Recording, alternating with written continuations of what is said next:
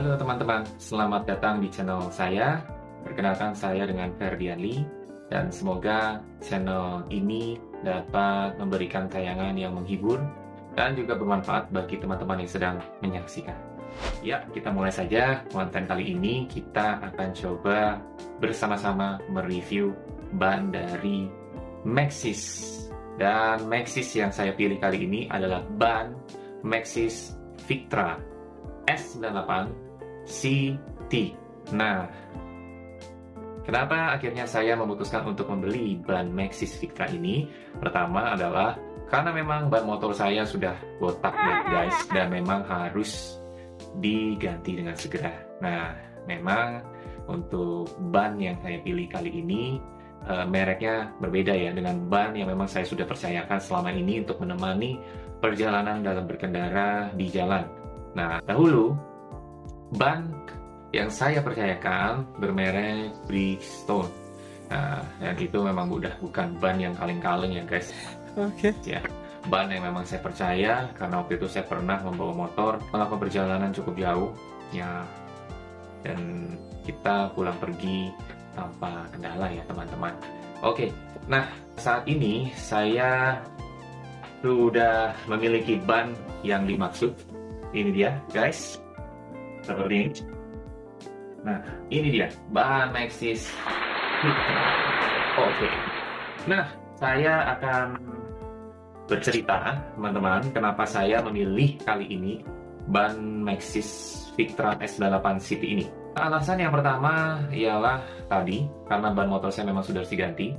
Alasan yang tak kalah penting adalah sebelum saya memilih ban Maxxis ini, ada cerita yang menarik ya. Dulu saya pernah menyaksikan salah satu tayangan di YouTube channel luar negeri, di mana di sana mereka menayangkan bahwa ternyata ada pecinta-pecinta cornering di, kalau nggak salah, di negara Taiwan ya teman-teman.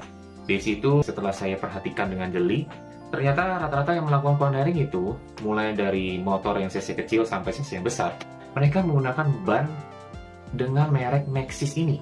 Nah, di situ saya mulai menaruh perhatian ya, meskipun saya belum terlalu, apa sih Maxxis ini? Karena saya juga belum pernah pakai Maxxis ya guys.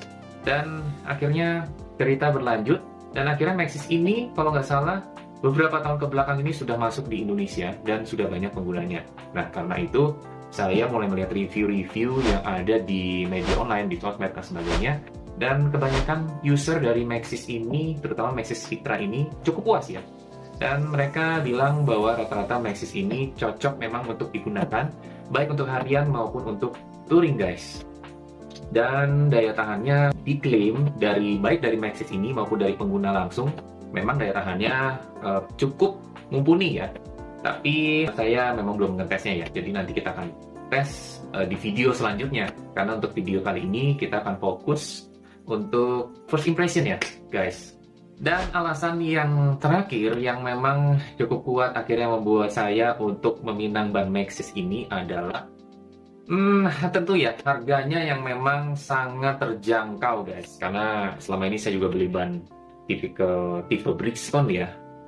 Dan ban tipe Bridgestone itu ya teman-teman yang mungkin sudah menyaksikan, kita sama-sama tahu Bridgestone itu memang harganya harganya cukup kalau dibilang mahal relatif.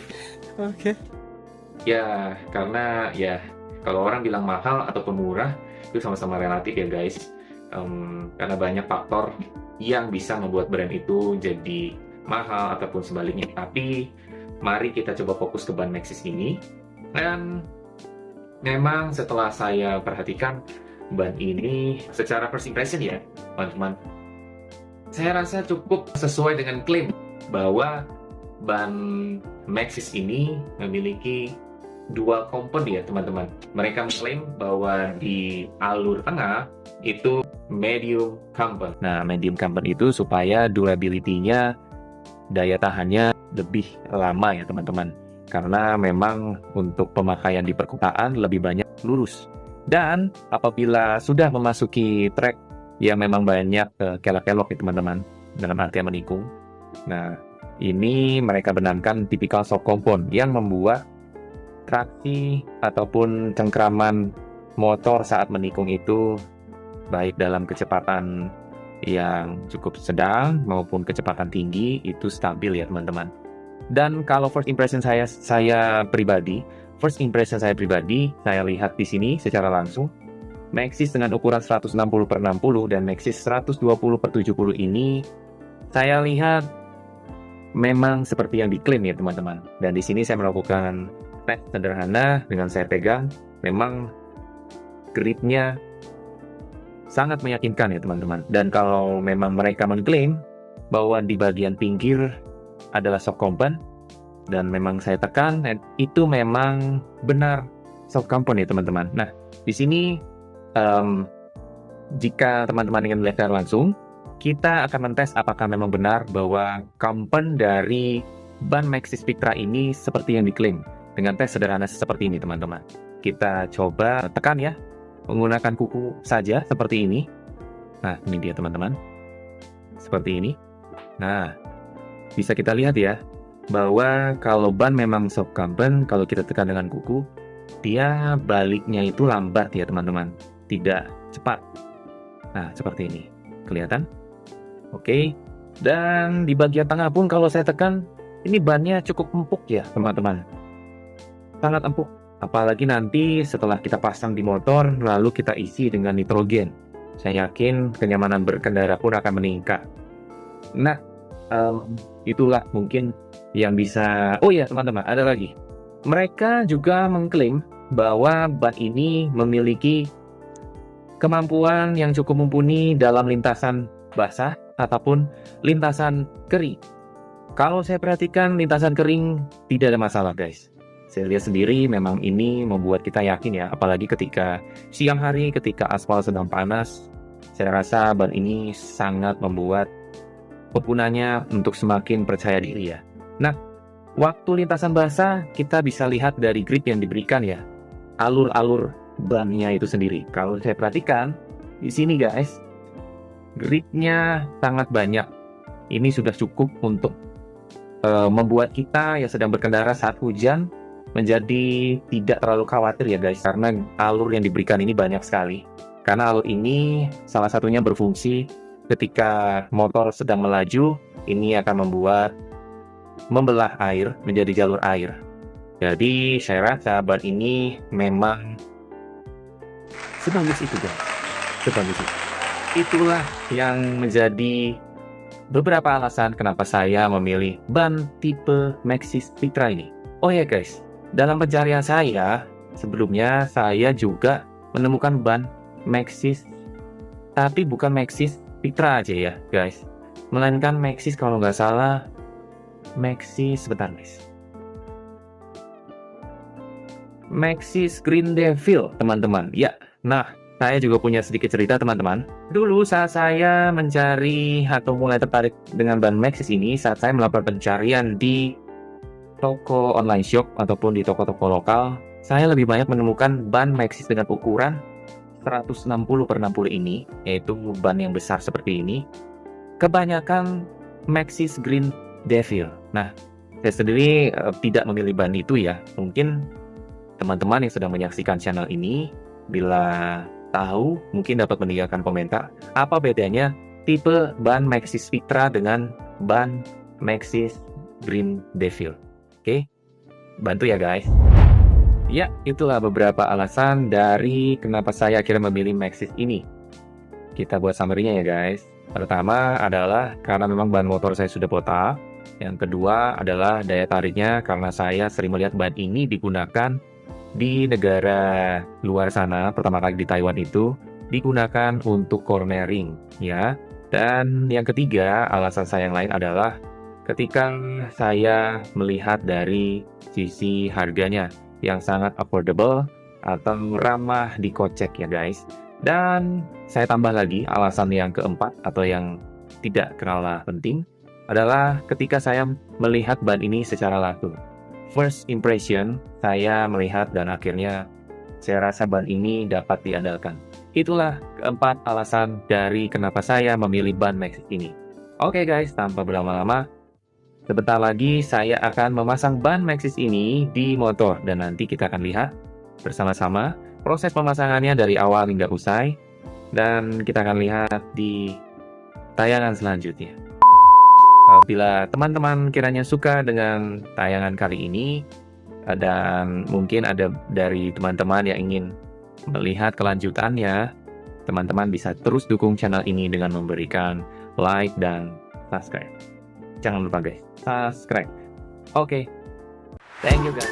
Nah, ini dia teman-teman kondisi dari ban motor saya yang lama ya. Di sini bisa kita lihat, kalau di penampakannya di kamera terlihat kondisinya seperti ini.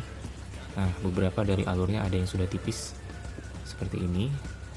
Sebetulnya kalau dilihat dari kondisinya secara langsung, ya sebetulnya masih bisa digunakan.